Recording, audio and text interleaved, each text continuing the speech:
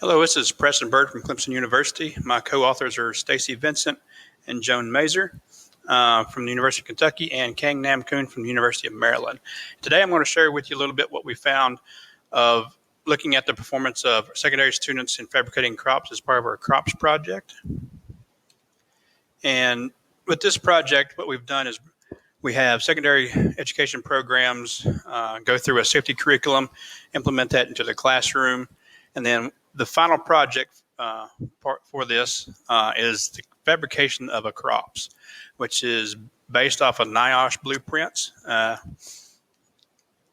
And our population for this study, we're looking at secondary programs in rural Appalachia and the Mississippi Delta. And we've had 9 different states participate. And some of the criteria we have for teachers that are part of this project is they have to have agricultural mechanics experience, fabrication experience, hopefully, agricultural mechanics laboratory so they can actually build the crops project, and be located in rural communities in Appalachia or the Mississippi Delta. And our teachers do get recommended by their state staff and university faculty. In this project, there's 4 different styles of tractors or series of tractors that can be retrofitted with the crops, and they're located here. The majority of our programs have fabricated crops for the Ford 3000 series, have a 19, and the other 3, the Ford 4000, the Ford 8N, and the Massey Ferguson 135, all have about the same amount being produced, 8 or 9. And the total of 45 projects in the past 3 years, from 2017 to 2019. As you can see here, here's a picture of the final project that they put together, which is bolted together, and only have 4 welds, which is located on part 12. If you can see that here, and where it's fastened to part number 6. But in preparation for this project, we bring teachers into Gatlinburg, take them through the curriculum, how they can integrate it, and then we give them a hands-on training of how to fabricate the crops, show them how to use the special tools that are given for use in their programs.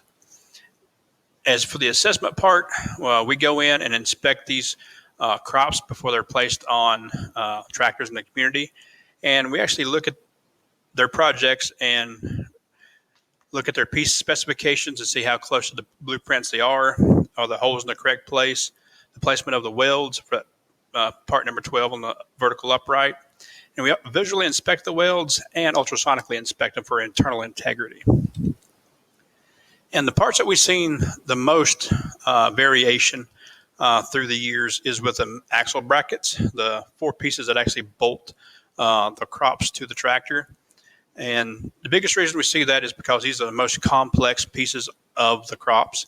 They have right around 10 holes that have to be drilled, some have to be tapped, and there's a little slot that has to be cut out as well.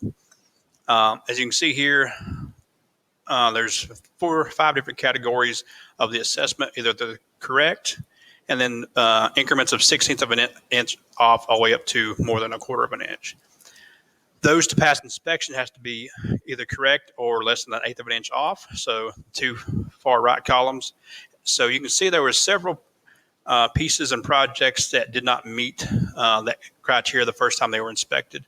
And all those that did not meet the criteria for passing their inspection have to be refabricated and re-inspected.